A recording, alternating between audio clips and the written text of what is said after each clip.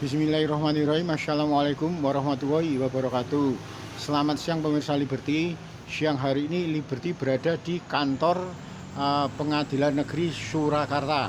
Kali ini Liberty pengen bertemu langsung dengan salah satu penggiat masalah gugatan Jokowi yang ada di Kota Solo. Untuk lebih jelasnya, Liberty akan bertemu langsung dengan beliau, Bapak Rohmadi, atau yang akrab disapa dengan Pak Utuk. Nah, kebetulan beliau sudah ada di depan kantor Pengadilan Negeri Surakarta sekarang ini. Pak Rohmadi, Iya, Pak.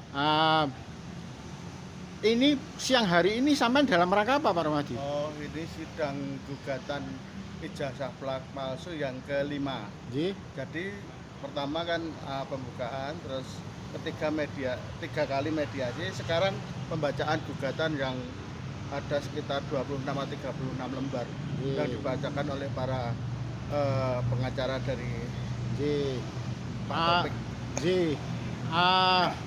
Pak Rohmadi.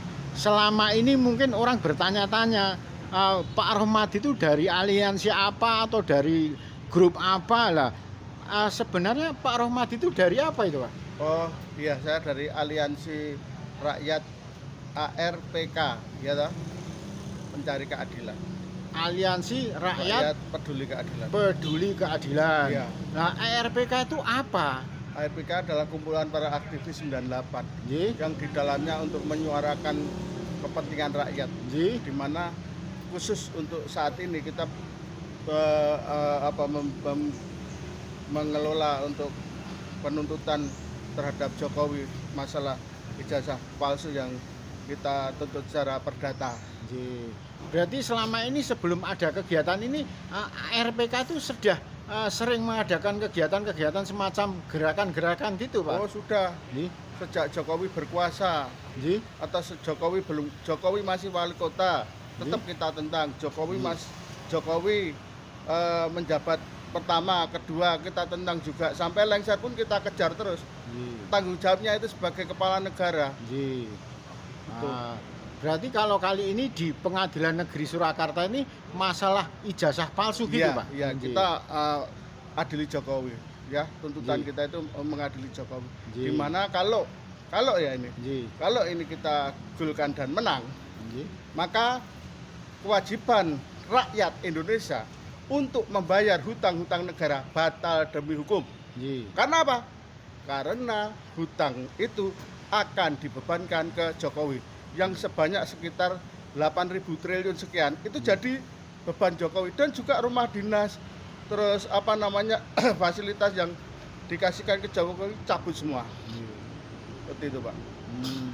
Pak Rohmadi, Anda yakin tuntutan adili Jokowi ini menang? Oh ya pasti menang. Kalau nggak di sini kan masih ada juga Jakarta, terus di mana juga ada tuntutan baru, skripsinya juga kita permasalahkan. Banyak itu nanti, banyak. Optimis menang? Optimis. Kenapa?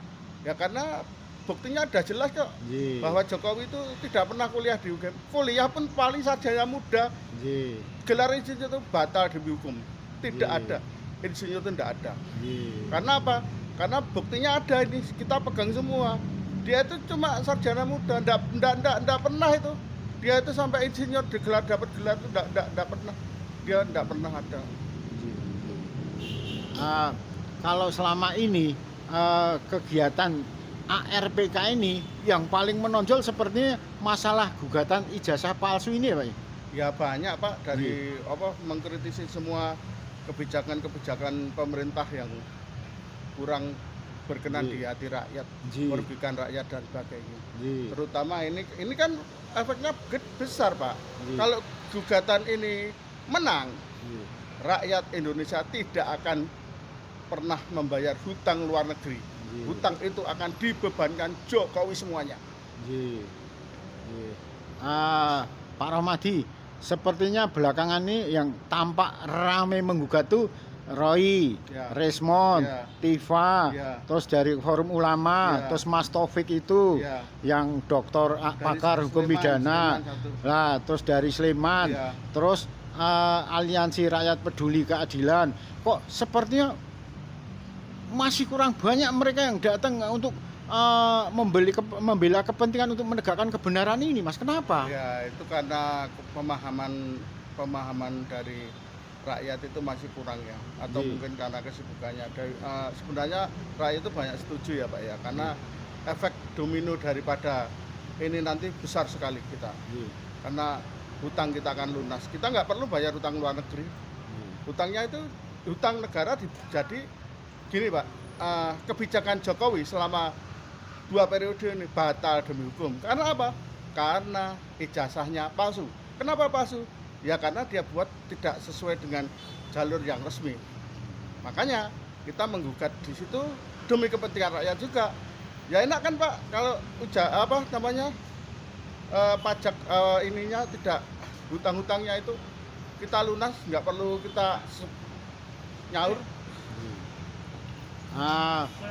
Pak Rohmadi, menurut sampean mungkin sampean ada saran dan pesan sih bagi mereka-mereka yang sepertinya tahu tapi tidak mau peduli, semacam ikut ARPK atau ikut Mas Taufik atau Mas Roy dan lain-lain. Mungkin sampean punya saran dan pesan terhadap mereka, Pak? Ya itu karena mungkin ya Pak, karena kesibukan, mungkin karena cari uang dan sebagainya. Ya kita nggak bisa memaksa ya. Yang penting mereka itu tidak jegali kita, dalam pengertian tidak memberikan nuansa yang buruk pada pergerakan ini. Karena gerakan ini juga untuk mereka semua juga, untuk mereka semua. Kalau ini terbongkar ijazahnya palsu, 8.000 triliun sekian lunas, diketok pengadilan tidak akan pernah kita membayar. Seperti itu Pak. Mungkin Pak Rohmadi punya himbauan terhadap mereka yang tanda kutip mereka tertidur, entah itu peduli entah itu tidak, seakan-akan membiarkan dari kelompok-kelompok mereka, sementara dia tidak mau ikut. Lah sampean punya himbauan nggak terhadap mereka? Ya semoga aja mereka itu diberi hidayah dalam tanda kutip untuk segera sadar bahwa kepentingan berbangsa dan bernegara itu tidak hanya kita berpangku tangan, masa bodoh dan sebagainya, tapi kita wajib memperjuangkan keadilan itu, karena di situ nanti kalau negara ini keadilan, kita akan enak. Bayangkan saat kita dipimpin oleh pemimpin yang bersih, kita duduk aja nganggur, dari pertambangan saja kita digaji sama negara 20 juta, udah ada hitung-hitungannya per bulan. Iya, per bulan atau per tahun kita duduk aja digaji 20 juta. Kan enak toh Pak? Itu kalau pemimpin kita bersih loh, itu makmur negara kita.